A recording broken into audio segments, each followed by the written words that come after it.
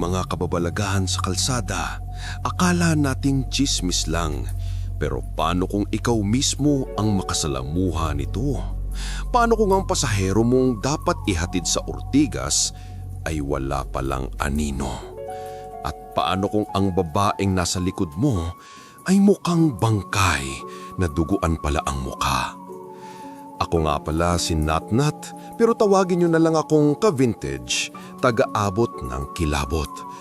Kung mahilig ka sa real-life horror at true encounters, ay naku, subscribe ka na. Pag di ka nag-subscribe, baka bigla ka na lang may marinig na bumulong sa likod mo ngayong gabi. Ako si Kevin de la Cruz, 28 years old, taga Pasig. Isang angkas rider na sanay magmaneho gabi-gabi. 5 years na kong umiikot sa Metro Manila. Mula Mandaluyong, Pasig, Ortigas, BGC. Lahat yan nakabisado ko na. Parang pera ko na nawala, na ayaw pa rin mawala sa isip ko. Gabi ako nagpapasada kasi mas konti ang sasakyan. Mas malakas ang kita. At syempre, mas malamig. Minsan nga sobrang lamig. Akala mo may nakayakap na sayo. Pero sana, tao nga yung yumayakap. Sanay na ako sa creepy hours. Alam mo yung 1 a.m. hanggang 4 a.m.? Yan ang oras ng mga taong may pinagdadaanan. Sila yung either pagod, broken, o multo na pala. Kada gabi, same route ang nililibot ko. Ortigas, Kapitolyo, Bagong Ilog, C5, Ugong, Rosario. Sa totoo lang, iba't ibang klaseng tao ang naisasakay ko. Mga call center agents, laging antok, laging pagod, pero sila yung pinakamabait magbigay ng tip kapag di sila nagmamadali. Mga party goers, yung amoy alak pa lang alam mo nang may iyakan silang nagganap kanina. Minsan nagkukwento pa ng love life na parang teleserye. Minsan nag-aaya pa ng after party. Pero syempre, bawal sa angkas yun, unless libre pagkain. May regular pa akong pasahero, si Sir Mario, taga Ortigas din. Lagi siyang nagbibigay ng extra 50 pesos. Minsan nga sabi niya, "Kevin, dapat tumaas sweldo niyo delikado trabaho niyo Sabi ko naman, "Sir, oo, lalo na pag multo na ang pasahero." Tumawa lang siya, hindi niya alam totoo yun. Isang holiday night, around 11:45 p.m., halos walang biyahe.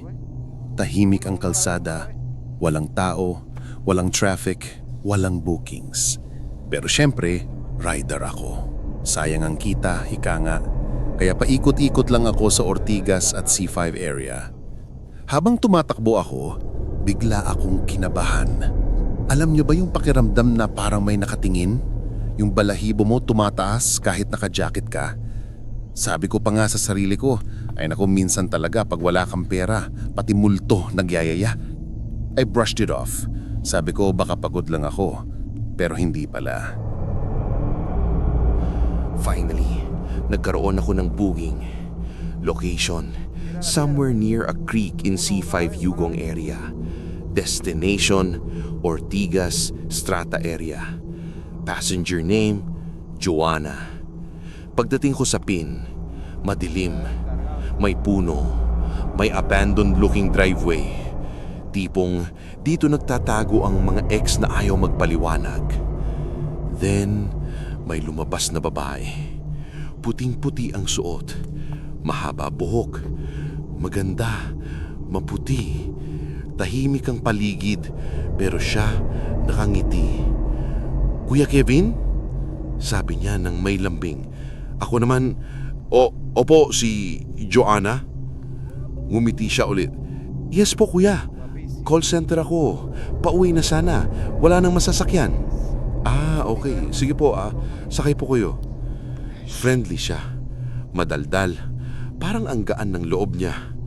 Nagkwentuhan kami about life, trabaho, pamilya. Ang weird lang kasi parang ang bilis naming naging close. Hindi ako ganun normally. Pero si Joanna kasi, parang ang sarap kausap. Kahit may kung anong kakaiba sa boses niya. Habang papunta kami ng Ortigas, bigla akong giniginaw. As in sobrang lamig, hindi normal. Yung tipong lamig na may kasamang kaba. Napansin ko rin na parang wala akong bigat sa likod, samantalang dapat may tao doon. Pag huminto kami sa stoplight, may kotse sa likod. Malakas yung ilaw, enough para makita ang shadow namin sa harapan. At doon ako kinilabutan ng sobra. Isa lang ang shadow. Isa. Ako lang. Tumingin ako sa side mirror at muntik na akong maaksidente kasi yung mukha ni Joanna, dugo-dugo, wala siyang mata, punit yung pisngi, para siyang galing aksidente. Napasigaw ako, "Putya!" Bigla niya akong hinawakan sa ulo. "Kuya, okay ka lang? Nalalamigan ka ba?" Paglingon ko, normal ulit yung mukha niya. Parang wala lang. Sabi ko, okay lang po. May nakita lang akong kakaiba." Ngumiti siya. Yung ngitin na parang may alam siya na hindi ko alam. Pagdating namin sa may back area ng Strata 2000, yung luma at madilim na building, bumaba siya. "Kuya, mag-iingat ka ha," sabi niya habang nakatingin diretso sa mga matao. Inabot niya yung bayad. Lumakad siya papunta sa madilim na pasukan. Pagtingin ko sa kamay ko, hindi pera ang binayad niya, kundi dahon at petals ng bulaklak. Bigla akong tumawag, "Joanna! Miss! Naiwan mo!" Paglingon ko, wala na siya. As in snap, bigla na lang nawala. Tumayo akong tulala. Tinanggal ko helmet ko para huminga. Nagpro-process ng nangyari. Habang sinusuot ko ulit ang helmet, bumagsak ito sa sahig. Pagka-pick up ko, pag-angat ko ng ulo ko, nandun siya, sa harap ko. Dugo-dugo ang muka, nakangiti. "Kuya Kevin, salamat sa pagsakay." Nalaglag ang helmet. Nalaglag ako mismo sa motor. At pagdilat ko, wala na ulit siya. Hanggang ngayon, hindi ko alam kung totoo ba si Joanna o multo lang talaga na naghanap ng masisilungan. Pero isang bagay ang sigurado ako. May mga pasaherong hindi mo dapat balikan. Ako nga pala si Natnat, ka-vintage.